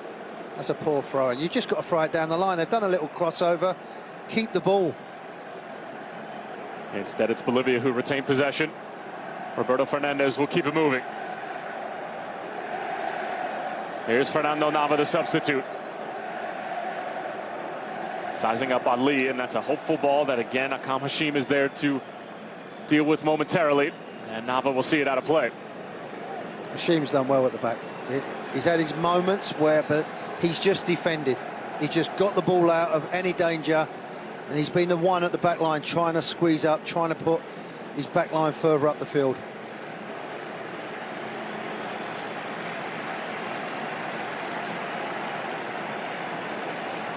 Paniagua linking up with Terceros. They've been the 2 goal scorers over the past 2 games in this continental playoff for Bolivia, in the biggest stage that they've been on in more than 30 years. Nava sizing up Ali. And last touch coming off of Iraq, and another corner for Bolivia. Great run as well by Fernandez. He runs inside and leaves him isolated one-on-one. Normal fullbacks will just stay and support. Bolivia goes short again for the corner. Paniagua on the turn, sends it across, and Basel catches it.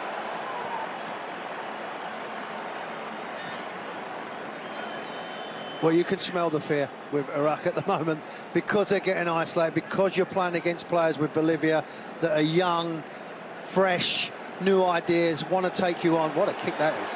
Get yourself incredible distribution. Covered about 70 yards, that punt from Ahmed Basel. Mateus can't hang on to it. Juan Godoy, the 32-year-old and one of the lone veterans on the field for Bolivia, trying to get there, as is Nava, but cleaned up by Hassan Ali. Go on, keep passing and go forward, express yourself. Little nudge at the back, and Ivan Barton, the referee, says we'll play on. Well done. And now Nava. He gets a little nudge from behind, and that's going to be a foul. And it's committed by Zaid Ismail. The Iraq goalkeeper's got a bit of Fabian Barthez about him with his distribution and how he gets it down and does that half volley and puts it on a plate for someone. Another World Cup I think winner. he was born in Sao Paulo instead of Baghdad, right? Yeah.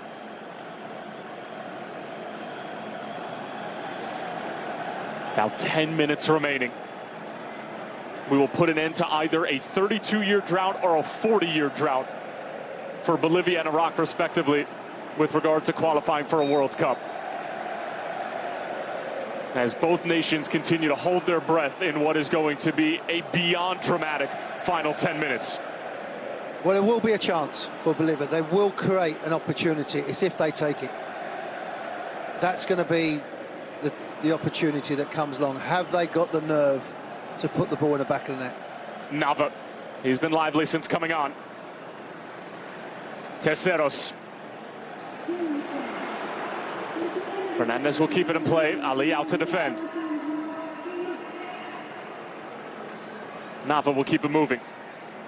And Morales spinning away from trouble. The problem is they can't deliver the ball because they haven't got a physical presence in the middle. You look at the size difference for Bolivia. They can't just cross the ball from any areas. They need to get behind that back line and then cut the ball back. Given away by Villamil. Oh. And that was going to be a chance brewing for Iraq. And Efraim Morales, the Decatur, Georgia native, got a toe to it. Yeah, it's been a tough game as well. That's a tackle. Fernandez has done well to get up from that, because you would think. That's Marco Fardas going into the book.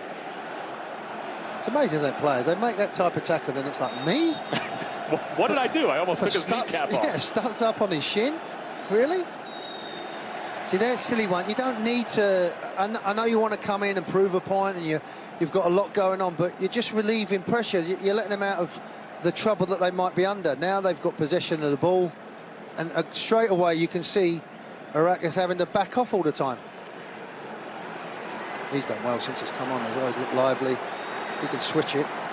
Ali Jassim switch to the point of attack. Chance here for Iraq is brewing, and it took a massive deflection off of the foot of Mimi Ali, and it's out of play, and Bolivia still have life. They look lively. When they get foot, it's a different dimension now. You've got pace, you've got energy.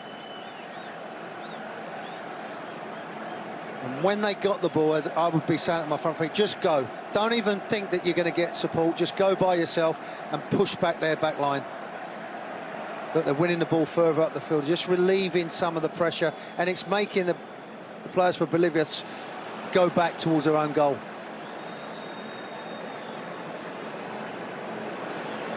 Here comes Terceros.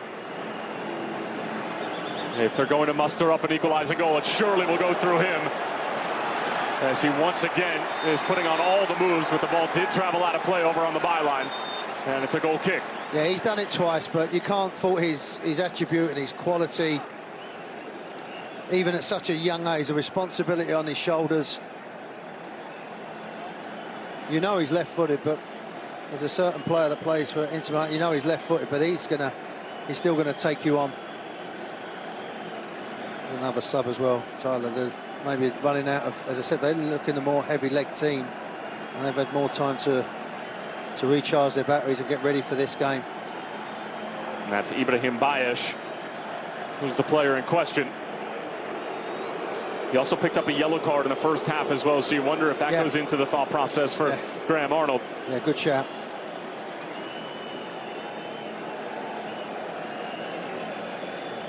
And it'll be Kevin Jakob who's going to come on and replace Bayesh. He's more of a holding midfield player as well. He's not going to venture any way further up the line trying to support the attackers. He's just going to sit and break things up.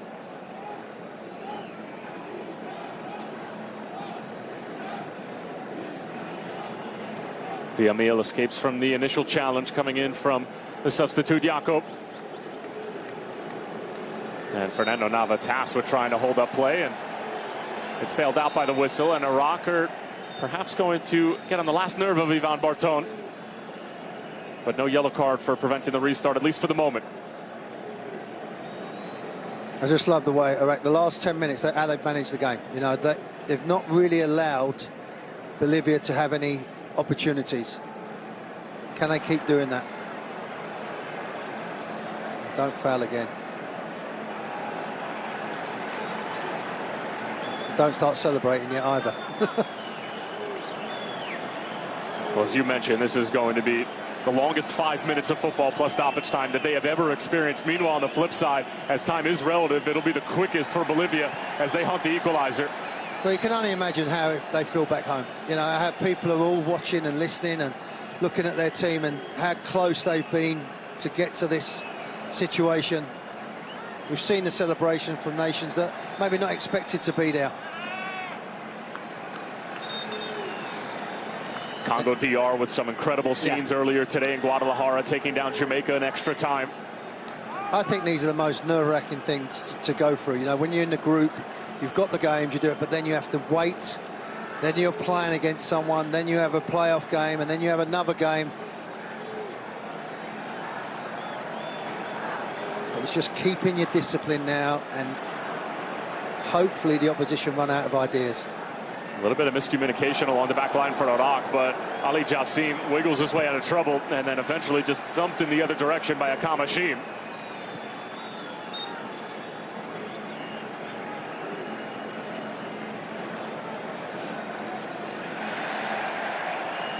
Late challenge on Hakim. Referee says play on. That ball sent in behind, and Hashim once again the first to it. He's been probably the best defender for Iraq on the night thus far, as that's going to stay in play. Paniagua and company keep it there, and then Paniagua is going to get whistled for the foul, and that's probably the right call. He made no attempt to originally play the ball. Well done, the referee. Just watch how he lunges in, just trying to come across. There. There's no contact, but it's the intent. The intent's there to do it.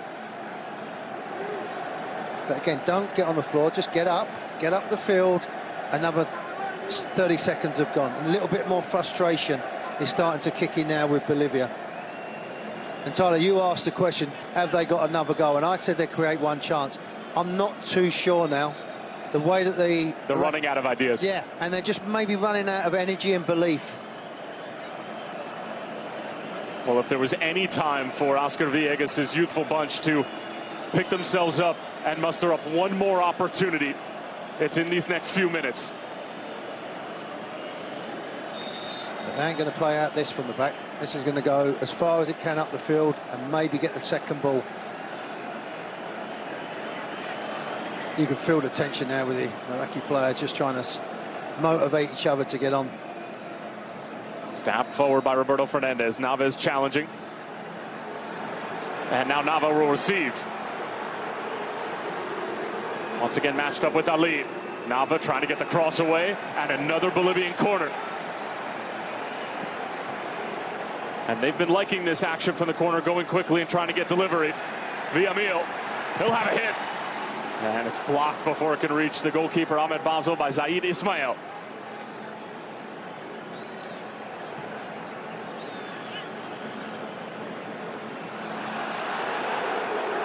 That's the little sign they want. All right. If you're an Iraqi player now, that gives you so much energy. You're going to take your time with the throw-in. You're going to get organised. The opposition, one of their best players in the second half, has miscontrolled it.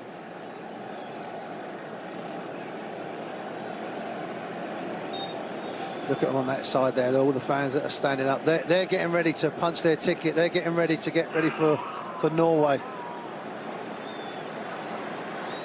Terceros has it taken away by a bit more lively Ismail. He's got some fresher legs having coming off the bench, and Bolivia will keep possession. Terceros. Fernandez. And Efrain Morales. The captain, Hakim. I just wonder how long do you keep Morales there? Did you not take a chance and push him up? Fernandez can't get the cross away. It's a good challenge from the right back, Hassan Ali.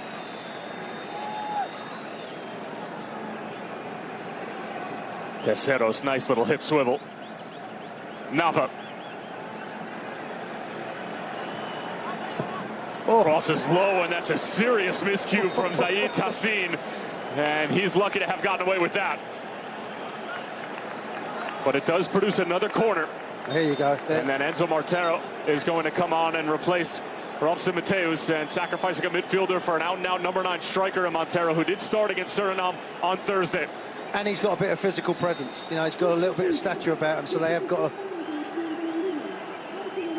an opportunity. Just run for it as fast as you can. And Makazaga has a claim here that he got the ball first. I'm not exactly sure if Ivan Bartone saw that he had got the ball initially. There was certainly a lot of contact after the fact, but it's a free kick in favor of Iraq. Yeah, there's no doubt. He did touch the ball, but then he follows through and goes straight into the opponent. And again, all that does is relieve some pressure, get some fluids on. Wow. And we're going to have 9 minutes of stoppage time. That is plenty of time. And most of that being accounted for the injury that happened at the beginning of this second half as well, after the hydration break. Well, you can see the Bolivia bench. That's given them such a huge lift, because they've not really had any type of momentum in the last 10, 12 minutes. Now, all of a sudden, 9 minutes goes up. Now they start believing that they've got enough time to get back into this game.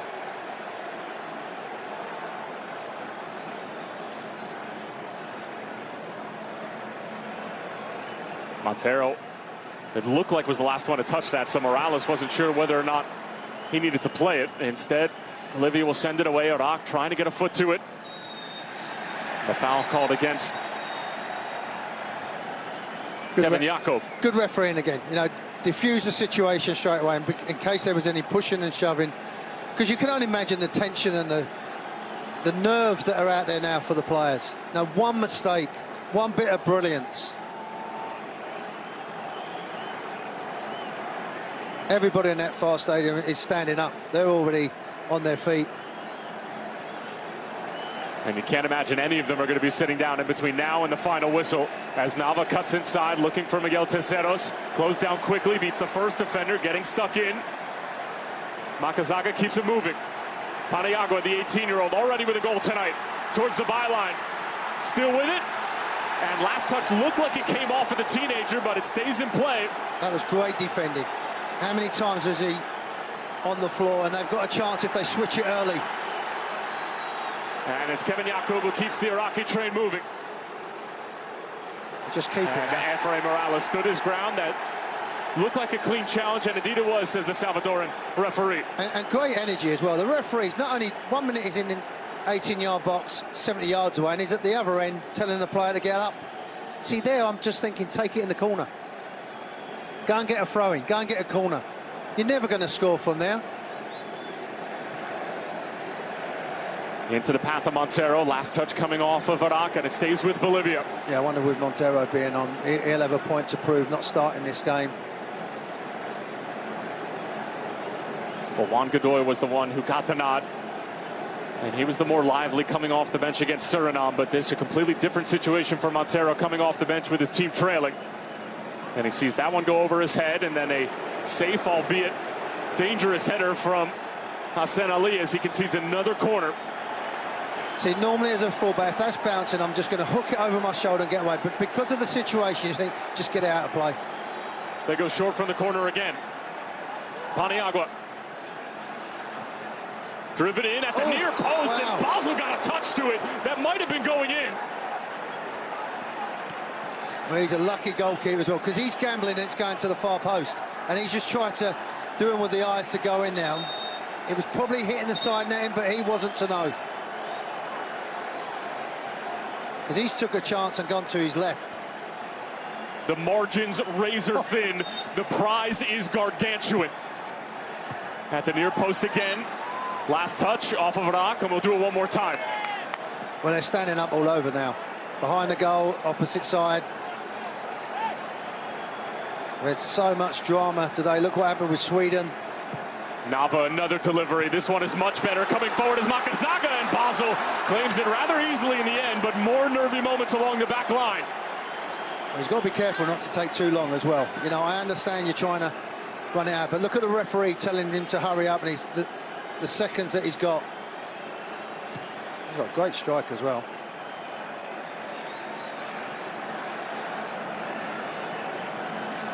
Guillermo Vizcarra has not had to make a save in this second half, although he has conceded the goal that right now stands as the difference between Iraq and Bolivia, and is the difference between going to the World Cup this summer or going home. Halfway through the allotted 9 minutes at the minimum. Who will be joining France, Senegal, and Norway this summer?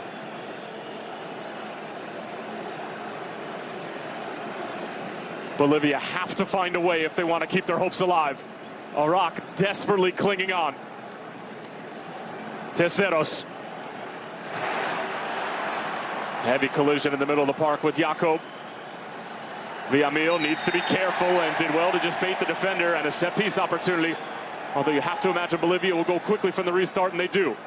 I'm surprised they haven't put Morales up just as a target man, because everybody's gone back from Iraq, so they haven't got to worry about counter-attacking. Nava into Makazaga. Cleared away by Tassin. Fernandez. Great little feint. Now stands it up. It's Montero as it takes a deflection. Paniagua can see it out of play, and it's another Bolivian corner. And listen to this crowd in Monterrey.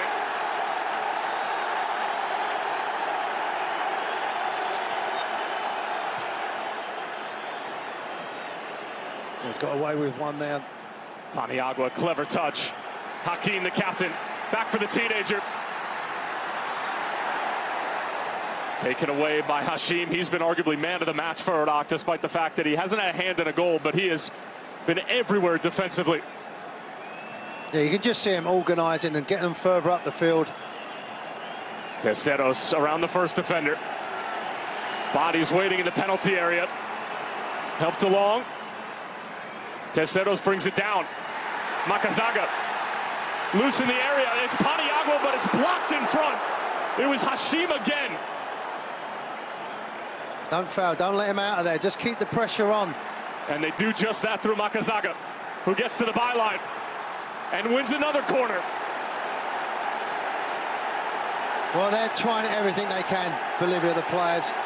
The young team are just asking question after question, but what a defensive block. Look at that for a stat. 16-1 corners. 16-1.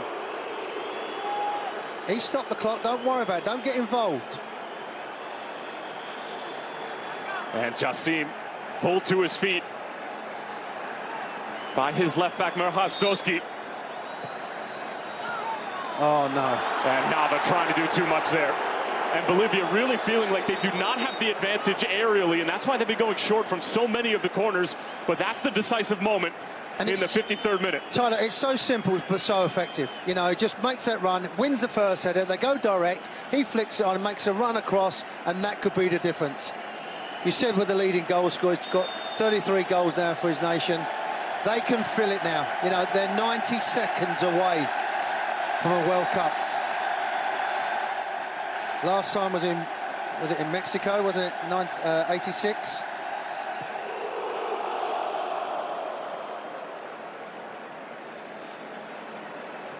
Fernandez has to send it forward. Officially into that 9th minute of stoppage time that's been added on. But you get the feeling it'll perhaps go just a bit longer than that.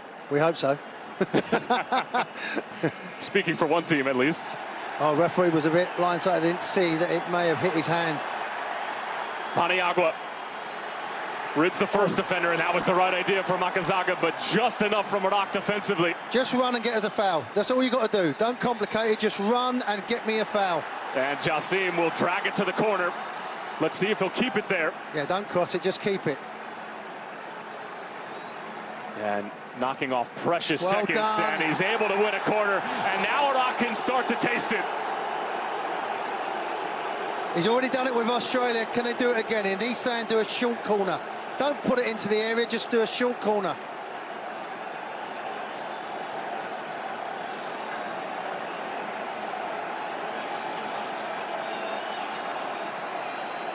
What a job he's done. And they do go short.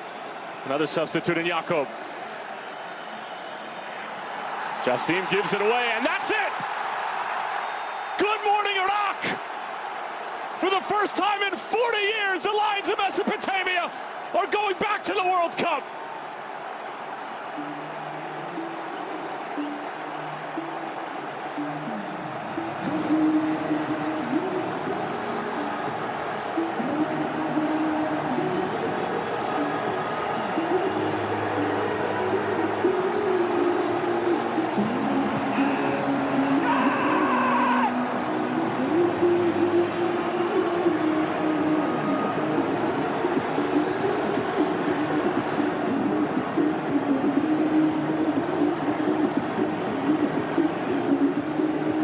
Your heart goes out to the Bolivian players, but you get emotional because you can only imagine what is going through their mind. Their families back home, the people back home, the city. What a job he's done, the coach, and what a moment for Iraq to get to a World Cup which they've been desperate for years. What a moment. This is why we love the game. The 48th and final ticket punched to North America this summer, and Iraq returning to the country where they last participated in a World Cup to make their dream come true. The golden age of the Lions of Mesopotamia truly coming to fruition in Monterrey.